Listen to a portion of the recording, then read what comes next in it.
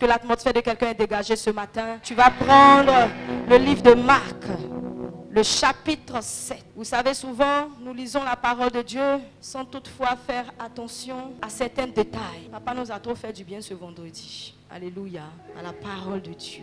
Mais je veux attirer ton attention sur quelque chose ce matin. Amen. Marc le chapitre 7, le verset 31 au verset 37. Et je lis la parole de Dieu. Jésus quitta la contrée de Tyr et revint par Sidon vers la mer de Galilée en traversant la contrée de la Décapole. On lui emmena un sourd qui avait de la difficulté à parler et on le supplia de lui imposer les mains. Il le prit à l'écart, loin de la foule, lui mit les doigts dans les oreilles et lui toucha la langue avec de la salive. Puis, il leva les yeux au ciel, soupira et dit, Ephphatha, c'est-à-dire, ouvre-toi. Aussitôt, ses oreilles s'ouvrirent, sa langue se délia et il se mit à parler correctement. Jésus leur recommanda de n'en parler à personne. Mais plus il le leur recommandait, plus ils publiaient. Ils étaient dans un étonnement extraordinaire et disaient, il fait tout à merveille. Il fait même entendre les sourds et parler les muets. Parole du Seigneur. Assieds-toi dans la présence de Dieu. La parole de Dieu nous dit ce matin que l'Éternel sortait de Tyr en passant par Sidon et il arrive à la Décapole. La Décapole, c'est l'ensemble de 10 villes qui se sont constituées en un empire. Alléluia. Et c'est dans l'une de ces villes que Jésus va arriver. Pour pouvoir faire ce voyage, parce qu'on vous dit quitter Tyr, arriver à la Décapole pour toi, c'est quitter ici, aller à la Riviera Palmeraie. C'est faux. Pour pouvoir faire ce trajet, il faut au moins 3 jours de route. Et imaginez-vous que l'Éternel faisait ses voyages à pied et en bateau. Mais la plupart du temps, il était à pied. Et pendant 3 jours, notre Seigneur va parcourir ces villes pour annoncer la parole de Dieu, pour annoncer l'évangile. Et arrivé à la Décapole, il y a quelque chose qui va se passer. C'est qu'il y a des personnes qui vont emmener une personne spéciale, une personne bizarre, une personne qui avait un problème au devant de Jésus. Et ils vont demander à l'Éternel, en le suppliant, en insistant. Tu sais, souvent pour avoir certaines bénédictions, il faille que tu insistes. Tu as prié hier, tu n'as pas vu. Ça ne veut pas dire que Dieu n'a pas entendu ta prière. Ça veut dire que tu dois insister. Parce que certainement, il y a quelque chose qui met un blocage, un frein à l'exaucement de ta prière.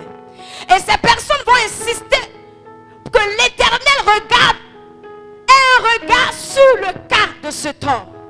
Et la parole de Dieu nous dit que cet homme était sourd. Et que cet homme avait des difficultés à parler. Être sourd, c'est déjà un problème. Être sourd, c'est une difficulté. Parce que quelqu'un qui n'entend pas ne peut pas apprécier la vie en tant que telle. Parce que tu es parmi les gens, mais tu ne sais pas ce qu'ils disent. Tu ne sais pas de quoi ils parlent. Ça arrive souvent dans notre vie quotidienne, dans notre entourage, dans tout ce que nous faisons.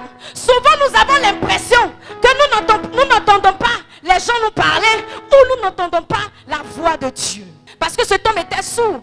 Non seulement il n'entendait pas la voix des hommes, mais il n'entendait pas aussi la voix de l'Éternel. Alléluia. Et c'était un problème pour cet homme. Mais pour ajouter déjà à ce problème qui était là, c'est que cet homme avait des difficultés à parler. Ne pas parler, c'est une autre chose. Avoir des difficultés à parler, c'est qui veut dire que tu parles. Alléluia. Donc en réalité, cet homme n'était pas muet. Cet homme avait juste des difficultés à parler. C'était un bègue, un sourd qui est bègue. Imagine-toi le niveau de difficulté, niveau de manière de pouvoir t'insérer, niveau d'insertion très faible. Il ne pouvait pas s'insérer dans la société. Il ne pouvait parler à personne. Parce que dès qu'il veut mettre une phrase, 1 heure plus tard, il n'a même pas encore trouvé le mot pour achever la phrase. Alléluia. C'est comme ça dans la maison de Dieu. Nous sommes sourds à la voix de l'Éternel. Les gens parlent. Dieu parle. Mais tu n'entends rien. Dieu te donne des recommandations. Dieu te donne des réprimandes. Dieu te donne des des solutions. Dieu souvent même extrapole. Il te donne un style vestimentaire. Il te donne une manière de pouvoir te comporter. Mais il y a quelque chose qui t'empêche de pouvoir entrer en compréhension de la parole de Dieu ou de rentrer en compréhension de la solution ou de l'indication que Dieu veut te donner. Alléluia. Il était sourd. Il n'entendait rien. Il n'entendait même pas ceux qui étaient avec lui. Pour lui parler, certainement, on devait lui faire des signes. Mais cette manière de communiquer était difficile pour lui. Combien de fois nous sommes dans la maison de Dieu et nous n'arrivons pas à communiquer, non seulement avec nos frères, mais nous aussi nous n'arrivons pas à communiquer avec Dieu. Et Dieu, tous les jours, prend son temps pour nous parler, pour nous parler, pour nous parler. Mais il y a un problème, c'est que nous n'entendons rien. Et je vais demander au Seigneur, mais pourquoi on n'entend pas? Alléluia. Est-ce que vous savez que pour transcender, pour arriver à un certain niveau spirituel, il y a des choses que Dieu doit faire dans ta vie d'abord. La parole de Dieu nous dit que les oreilles du sourd, là, il y a une porte à l'intérieur. Alléluia. Dis, il y a une porte dans mon oreille. Mais le problème, la porte est fermée. Dis à ton voisin, la porte de mon oreille est fermée. Tu sais pourquoi la porte de ton oreille est fermée? Parce que tu n'as pas encore laissé Dieu venir mettre son doigt à l'intérieur. Pour que le sourd entende, la parole de Dieu nous dit que Dieu a mis son doigt. Jésus a mis son doigt dans l'oreille du sourd. Amen. Qui a laissé Jésus mettre son doigt dans son oreille? Le sourd, lui, il a laissé Jésus mettre son doigt. Et toi? Est-ce que tu te souviens une fois que Jésus a mis son doigt dans ton oreille? Qui se souvient que Jésus a déjà mis son doigt dans son oreille? Maman Thiédé, Pasteur Obed, ils ont laissé Jésus mettre son doigt dans leur oreille. Et la porte de cette oreille s'est ouverte. Alléluia. Quand la porte de ton oreille s'ouvre, tu entends la voix de Dieu. Tu n'entends pas la voix de Dieu comme tu entends d'écouter une radio. Tu entends la voix de Dieu avec conviction. Quand la porte de ton oreille a été brisée, a été cassée, a été défoncée, tu es chez toi à la maison et tu entends tes ennemis te critiquer. Quand tu as laissé l'Éternel casser la porte qui est dans ton oreille, tu entends ton voisin te dire, ça ne va pas. Mais toi, dans ton oreille, tu entends, prie pour moi. Quand tu laisses l'Éternel casser la porte de ton oreille, la nuit, tu entends, lève-toi, prie. Lève-toi, prie. Lève-toi, combat. Lève-toi, combat. Ce matin, combat. Ce midi, combat. Ce soir, combat. Très souvent, vous avez l'impression que Dieu n'entend pas vos prières, ou n'écoute pas vos prières, ou ne répond pas à vos prières. Je veux te dire, détrompe-toi. Tous les jours, quand tu dis Seigneur, il répond oui, mais tu n'entends pas parce que la porte de ton oreille est fermée. Chaque matin, l'Éternel te dit, sois béni. Tu n'entends pas parce que la porte de ton oreille est fermée. Notre Dieu, au quotidien, passe son temps à nous parler, à nous diriger, à nous indiquer, à nous montrer le chemin. Mais il y a quelque chose qui nous empêche de percevoir, d'entendre, de recevoir la parole qui peut nous emmener à la meilleure direction, qui peut nous emmener sur le meilleur chemin de notre destinée. Dis à ton voisin, laisse Dieu casser la porte de ton oreille. Le thème de mon message ce matin, c'est Ephata, ce qui veut dire ouvre-toi. Toute porte a une clé. Mais le problème, c'est que la porte de ton oreille, la seule clé qui est capable de l'ouvrir, c'est le Saint-Esprit. Quand tu laisses le Saint-Esprit travailler en toi, il est la porte de ton oreille, il ouvre pour que tu entendes ce que les autres n'entendent pas.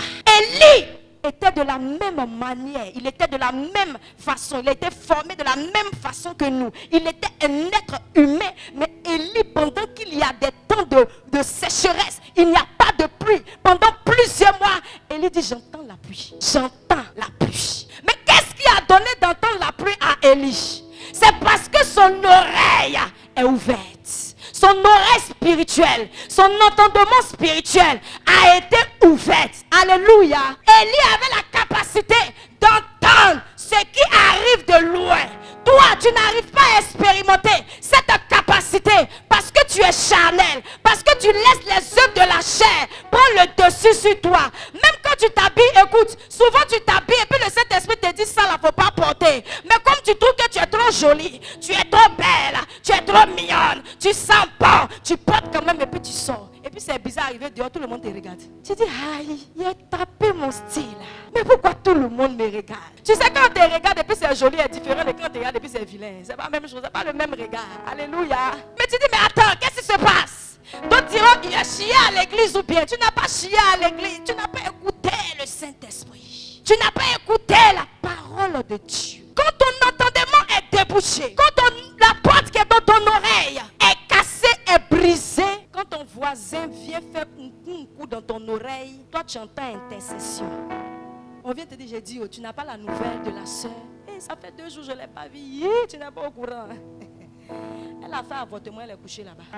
Mais pendant que toi, enfant de Dieu, quand ton oreille est débouchée, quand la porte de ton oreille, qui peut t'empêcher de recevoir la révélation véritable, est ouverte, tu entends. Prie, parce que la mort n'est pas loin d'elle. Enfant de Dieu, arrêtez de faire un coup dans le vide. Faites un coup pour donner gloire à Dieu. Faites un coup pour que l'église avance. Un coup pour que les choses de Dieu évoluent. Ça ne t'étonne pas à chaque fois. Tu es dans une difficulté. Tu es dans un problème. Quand tu demandes aux hommes, ils te donnent une solution, mais c'est bizarre, ça ne tombe pas bien dans ton oreille. C'est-à-dire la solution, tu ne la trouves pas adéquate à la circonstance. Alléluia. Parce que il y a la véritable solution qui est là.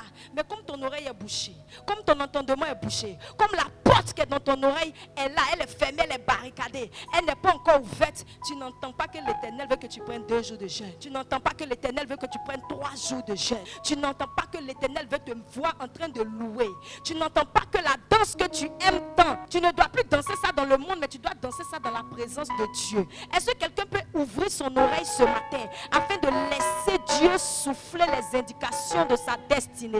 Je prophétise sur ta vie ce matin que l'Éternel souffle dans ton oreille l'indication et la solution à ta destinée, la solution au problème que tu vis, au problème que tu es en train de subir en cet instant. L'Éternel ouvre ton entendement et tu entends la voix de Dieu te transmettre la solution. On dit Jésus, avant de faire ça, va faire sortir le sourd de la foule. Tu sais, quand Dieu veut te façonner, quand Dieu veut te transformer, quand Dieu veut te donner une nouvelle forme, il est obligé de t'enlever devant les yeux des gens. Parce que les yeux des gens ont déjà une forme sur toi. On sait que tu es skinny, tu es mince. Or, spirituellement, tu as pour tout. Mais on ne peut pas percepter ça. Parce qu'il y a quelque chose qui t'empêche. Il y a une foule. Écoutez, un enfant de Dieu n'aime pas le matu vu. Dis à ton voisin, arrête le matu vu. Dieu n'est pas dedans. Dieu n'est pas dans le matu vu. Dieu n'est pas dans les choses où on fait beaucoup de bruit. Allô, caviar, quelqu'un peut m'appeler pour régler mon problème. Dieu n'est pas dans ça. Alléluia. Amen. L'Éternel va le faire sortir. Parce que quand le matin il se réveille, qu'il sort de sa maison et dit bonjour mon frère, bonjour ma soeur. Est-ce que tu as bien dormi? Oui, j'ai bien dormi. Et puis tu marches dans le quartier. Tout le monde sait que tu as ta petite maison, ta petite villa. On connaît tes compétences vestimentaires. Donc tu es à l'aise. Dans le quartier, en fait, tu n'as peur de rien. Parce que tu te sens à l'aise. Or, les lieux où tu te sens plus à l'aise, c'est le diable qui est en train de te maintenir dans la bassesse. Parce que pour toi, tout s'arrête au niveau où tu te trouves. Or, Dieu veut t'emmener au-delà de ce que tu vois à l'instant. Dieu veut t'emmener au-delà. Il veut t'emmener dans le futur. Il veut t'emmener dans les temps à venir. Mais il y a un problème. Tu es calé ici parce que les gens t'ont dit ce que tu es en train de faire, c'est bien. On t'a dit que la coiffure que tu as fait, c'est joli. Les gens t'ont dit oui, ce que tu vis là, ce n'est rien, c'est pas grave. Ça là même d'autres ont fait. Est-ce qu'ils sont morts? Toi aussi tu peux faire. Ah, tu n'as pas la même connotation spirituelle conseiller. Toi, ta vie, là, ça marche quand c'est le Saint-Esprit qui te parle. Quand les hommes te parlent, ça ne marche jamais. Quand ils parlent à d'autres, ça marche. À ton tour, ça ne marche pas. L'Éternel n'aime pas se glorifier de la gloire des hommes. Parce que ce qui est pour les hommes, c'est pour les hommes. Mais ce qui vient de Dieu, c'est pour l'univers. Alléluia.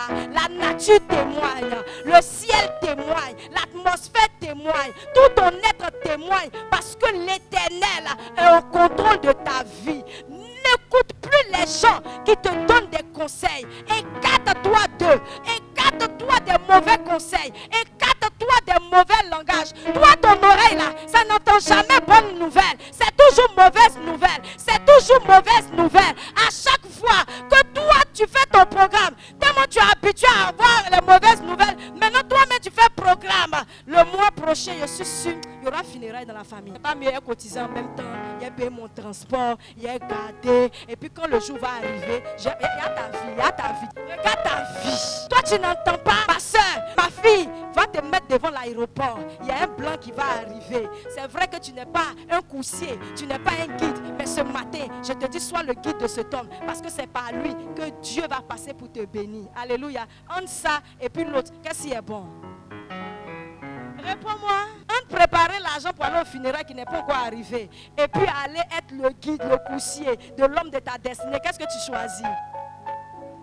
Tu choisis être le coursier de l'homme de ta destinée, mais le problème c'est que tu n'entends pas. Tu es sourd. Ce matin, j'annonce à quelqu'un que l'Éternel va ouvrir la porte de tes oreilles. Lève-toi et crie. Lève-toi, dis Ephata. Dis Ephata. Dis Ephata. L'Éternel est en train d'ouvrir une porte. Alléluia. Amen. L'Éternel va prendre sa salive et puis va mettre sur la langue du gars. Joe. Écoutez. Affaire de salive là, c'est comment? Parce que tout de suite là, si il dit prends ma salive pour mettre dans ta bouche, tu ne vas pas accepter. Alléluia. Non, dis-moi la vérité. Tu vas accepter, mais tu ne vas pas accepter. Tu réponds pas, c'est que tu ne vas pas accepter que je sois capable de mettre ma salive dans ta salive. Oh, Jésus a fait, le bec a été guéri. Alléluia. Vous voyez, souvent vous n'êtes pas bénis parce que vous commentez les actions prophétiques. La parole de Dieu dit que Jésus a pris sa salive. En leur temps, il n'y avait pas de brosse à dents. À leur temps, là, il y a les herbes qui marchaient pour se brosser. Il y a des bois, des branches d'arbres qu'ils utilisaient pour brosser leurs dents. Et puis quand ils finissent, ils crachent un peu à terre. Pia. Quand tu vois cracher ça, là, tu as envie qu'on mette ça sur ta langue. Mais cet homme n'a pas bronché quand l'Éternel a pris sa salive pour mettre sur sa langue. Parce qu'il savait une chose, que l'Éternel est la source d'eau vive. Et que son sang a coulé à la croix afin que nous soyons régénérés. Tout ce qui est mort en nous prend vie à cause du sang de Jésus. Et Jésus lui-même, il est la source intarissable. Christ lui-même est l'agneau immolé et son sang nous rachète de toute infimité, de toute iniquité. Donc le sang mélangé à l'eau, ça brise les liens de ta langue. Amen. Tu es dans la maison de Dieu. Tu es baptisé, ça fait 30 ans. Ça fait 50 ans. Mais tu n'as jamais parlé en langue. C'est fort. La parole de Dieu dit que les disciples et le peuple de Dieu étaient en un lieu. Ils étaient assemblés ensemble. Dans un lieu. Pendant un temps, ils ont passé leur temps à prier. Prier, prier, jeûner, réclamer la présence de Dieu, réclamer le Saint-Esprit. Ils ont tout dit au Saint-Esprit. Quand le Saint-Esprit est descendu, on dit qu'il est descendu sur eux comme des langues de feu. Alléluia. Crache du feu et voir. Tu ne craches pas du feu parce que ta langue est liée. Parce qu'il y a quelque chose qui est sur ta langue qui t'empêche de pouvoir adorer Dieu en esprit. Il y a quelque chose sur ta langue. Il y a un lien qui est sur ta langue qui t'empêche de prophétiser. Une église où il n'y a pas de prophétie. Écoute, normalement la prophétie emmène, comment je peux dire ça, l'évolution de l'église. Quand le Saint-Esprit est dans ta vie, ta langue normalement est déliée automatiquement. Afin que tu puisses exalter Dieu de façon surnaturelle, de façon spirituelle. Mais tu es incapable de le faire parce que sur ta langue, il y a un lien qui t'empêche d'adorer Dieu véritablement. C'est vrai, tu pries. Il n'y a pas quelqu'un qui ne prie pas dans cette église. Tout le monde prie. Mais le problème avec toi, c'est que tu pries. Ça fait 1 an que tu pries pour le même sujet. Ça fait 2 ans que tu pries pour le même sujet. Ça fait 3 ans que tu pries pour le même sujet. Mais il n'y a aucun résultat. Écoute, ce n'est pas de ta faute parce qu'il n'y a pas de résultat. Mais c'est parce que ta langue est liée. Ce matin, l'Éternel veut régler ce problème. Dans une église où il n'y a pas de prophétie, dans une église où on ne parle pas en langue, dans une église où on n'est pas spirituel, notre langage n'est pas spirituel, c'est la chair qui prend le dessus. Et au lieu qu'on se marie, on vit dans le concubinage. Au lieu qu'on est en train de préparer un avenir, on a préparé assez d'enfants dans la pauvreté. Au lieu qu'on avance, on évolue pour voir la main de Dieu, pour voir les résultats que Dieu a prévus pour nous, nous sommes dans la bassesse, nous sommes dans l'échec, nous sommes dans la honte, nous sommes dans l'humiliation. Pourquoi? Parce que notre langue n'est pas déliée par la puissance du Saint-Esprit. Quand ta langue est déliée par la puissance du Saint-Esprit, quand tu dis au nom de Jésus, j'arrête toutes les voitures qui sont sur cette route et je traverse, toutes les voitures s'arrêtent. Quand tu dis au nom de Jésus, toi mort, tu t'éloignes de mon chemin, la mort doit s'éloigner et tu avances. Quand tu as le Saint-Esprit, que ta langue est déliée, tu vois le démon dans la vie et tu commandes à ce qu'il sorte. L'esprit ne discute pas, il part parce que ta langue est déliée. Si ta langue n'est pas déliée, tu vas évangéliser, évangéliser, évangéliser, évangéliser. Tu vas évangéliser, tu seras fatigué, il n'y aura aucun résultat parce qu'il y a quelque chose qui n'a pas été opéré dans ta vie. C'est que la chaîne Chanel qui était sur ta langue n'a pas été brisée. Ce n'est pas la première fois que tu évangélises. Toujours tu évangélises. Tu as évangélisé même des gens même que eux-mêmes on regarde là, tu sais que de toute façon tu as évangélisé, de toute façon tu lui as parlé du Seigneur, de toute façon tu as fait là, normalement dimanche tu dois venir à l'église, mais dimanche il ne te suit pas à l'église parce que ta langue est inefficace, parce que toi ta prière là, elle est limitée, elle est limitée à ta chair. Tu ne pries pas selon l'esprit. Écoute, quand tu es en train de prier selon l'esprit, il y a quelque chose qui se passe. C'est que ton corps commence à tressaillir. Alléluia. La parole de l'Éternel dit que Marie allait rendre visite à sa cousine Élisabeth. Quand Marie a vu Élisabeth, elle dit bonjour Élisabeth. La parole de Dieu nous dit que cette salutation a fait descendre le Saint-Esprit sur Élisabeth et l'enfant qui était en son sein a tressailli de joie. Écoute, quand ta langue est déliée, tu fais tressaillir tout malade, tu l'emmènes à la guérison. Quand ta langue est déliée, quand tu rencontres une personne de destinée, sa vie change. Quand ta langue est déliée, tu n'as plus besoin de fournir d'efforts. Le matin tu pries, à midi il y a un résultat, à midi tu pries, à 16h il y a le résultat, à 16h tu pries, à minuit le résultat arrive. Si ta langue n'est pas déliée, tu vas fournir autant d'efforts, rien ne va se produire parce qu'il y a une touche spirituelle qui n'a pas encore été accomplie dans ta vie.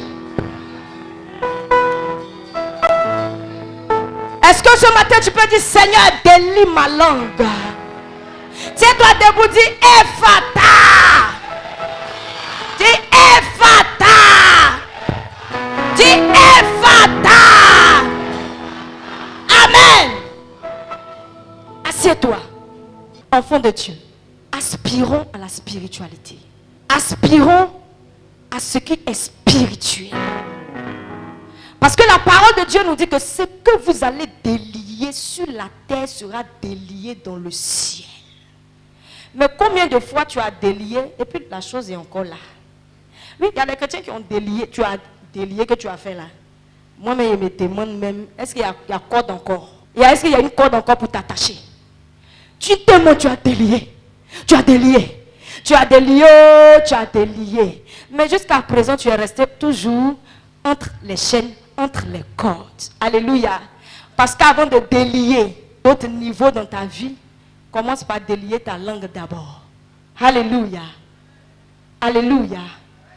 Je veux que quelqu'un comprenne que tout ce que nous faisons dans la maison de Dieu ou hors de la maison de Dieu, c'est pour atteindre un but bien précis. Alléluia. Quand ton oreille, la porte de ton oreille est ouverte, que la chaîne qui condamnait ta langue au charnel est brisée, le spirituel ne peut que se mettre en mouvement en ta faveur. Alléluia. Tu n'as plus vraiment besoin d'efforts à fournir. Quand tu te mets à commander, les choses s'exécutent. Alléluia. Parce que la parole de Dieu nous dit que le pouvoir est sur notre langue. Ce pouvoir-là nous donne le potentiel, la capacité de donner la vie ou de donner la mort. Mais nous, les enfants de Dieu, ce que nous devons primer, c'est donner la vie à tout ce qui est autour de nous. Donner la vie à tout ce qui est mort. Alléluia. Ton pied est mort, donne-lui la vie. Ton cœur est mort, donne-lui la vie. Ton entendement est mort, donne-lui la vie. Par la parole de Dieu. Quand ton oreille est débouchée, quand ton oreille est ouverte, que la parole de Dieu entre en toi. Regarde, elle est comme une plante. Elle germe. Cette parole-là, ça germe. Après, ça fait des fleurs. Écoute, quand on finit de faire les fleurs, ça devient des bouchons, des bourgeons. Les bourgeons là se transforment en fruits. Après, maintenant, on dit, eh, voilà bananier. Après, on dit, eh, voilà manguier. Eh, voilà cocotier. Eh, voilà avocatier. Mais ton fruit peut devenir un fruit si tu as laissé le temps à la parole de pénétrer, entrer, germer, produire. Et puis maintenant, le résultat est là. Tu deviens un fruit consommable, à l'humanité consommable, à ta génération consommable, dans ta famille consommable, dans ton quartier consommable. Partout où tu te trouves, on prend un fruit, on mange, on est béni. Partout où tu te trouves, on arrache un fruit, on mange, on est béni. Tu ne peux pas expérimenter ces grâces si tu ne laisses pas Dieu casser la porte de ton entendement et briser les liens de ta langue. Ce matin,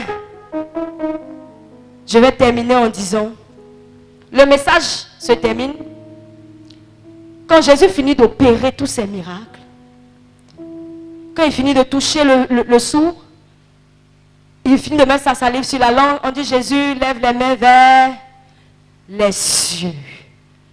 Tout ce que tu vas faire dans ta vie, recherche la caution du ciel toujours. Recherche toujours la caution du ciel. Jésus était notre Seigneur, mais à chaque fois qu'il devait opérer dans le monde surnaturel, il demandait l'accord céleste, la validité céleste. Il lève les mains vers le ciel et puis il fait un petit soupir. Écoute, peu importe les situations de ta vie, réclame toujours le soupir de Dieu. Le soupir de Dieu, c'est la compassion de Dieu. Le soupir de Dieu, c'est la miséricorde de Dieu. Ne regarde pas aux transgressions, ne regarde pas au péché, ne regarde pas à ce qui t'environne pour te faire croire que tu ne peux pas évoluer, mais regarde à la miséricorde de Dieu. Seigneur, je me sens faible. Seigneur, hier j'ai péché. Ce matin, je reconnais que je suis un pécheur. Par ta miséricorde, soutiens-moi. Éternel, aie compassion de moi. Soutiens-moi. Le soupir de Jésus, la miséricorde de Jésus, plus l'attestation divine, mélangée à la parole de Dieu. La vie reprend en cet homme. Au nom de Jésus, je déclare, Ephata dans ta vie. Toute porte de ton oreille s'ouvre afin que tu entendes la voix de l'Éternel. Ta langue ce matin te délie afin que tu parles en de nouvelles langues, afin que tu prophétises l'avenir, afin que tu prophétises dans le présent, afin que tu puisses démontrer à la génération après toi que l'Éternel est le même hier, aujourd'hui et éternellement. Il n'a pas changé, il est le même, il n'a point son pareil, on ne peut pas le changer, il reste à l'ultime. Même si on me demande pardon, change de Dieu, je dirais aussi pardon. Je ne peux pas changer de Dieu parce que j'ai eu le meilleur. Sache seulement comment tu vas marcher avec ce Dieu-là. Sache comment toucher le cœur de ce Dieu-là. Tu as la capacité de toucher le cœur de ce Dieu en laissant l'Esprit de Dieu communiquer à ton esprit pour dire ce matin, tu as reçu 20 000. Prends les 20 000, va déposer à l'autel de Dieu. Et quand tu obéis à la parole de Dieu, à ton retour, on t'appelle pour te donner 2 millions. Parce que ton oreille est déliée, parce que ta langue est déliée, parce que ton oreille est ouverte, parce que ta langue est déliée. Tout ce que tu fais par l'approbation du ciel est attesté dans le physique. Un enfant de Dieu qui n'est incapable de matérialiser le spirituel dans sa vie est sourd et bègue. Ce matin, tu vas te tenir debout.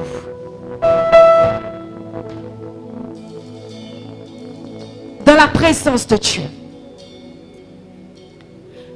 Je ne sais pas à quel niveau ta sourdité est arrivée. Je ne sais pas à quel niveau ta langue est liée. Mais ce matin, tu vas fermer les yeux et tu vas lever les mains vers le ciel. Tu vas dire Ephata. Tu vas dire Ephata. Tout blocage dans ma vie spirituelle qui a mis un frein à mon entendement, qui a lié ma langue et qui m'empêche de pouvoir jouir de la puissance de la parole de Dieu. Ce matin, je dis Ephata. Je casse la porte de mon entendement. Je délie les liens de ma langue ce matin. Parce que je veux expérimenter la présence de Dieu. Je veux entendre quelqu'un parler à son Dieu ce matin. Je veux entendre quelqu'un demander à Dieu de délier sa langue. Demander à Dieu d'ouvrir son entendement. Tu ne peux pas être un enfant de Dieu et ne pas percevoir la parole de Dieu. Ne pas la mettre en pratique, c'est ne pas entendre la parole de Dieu. Ne pas germer selon la parole de Dieu, c'est ne pas entendre la parole de Dieu. Ce matin, toute porte au devant de toi qui est fermée, je crie Ephata. Toute langue qui est liée, je la brise. Je brise ces liens et je délie ta langue.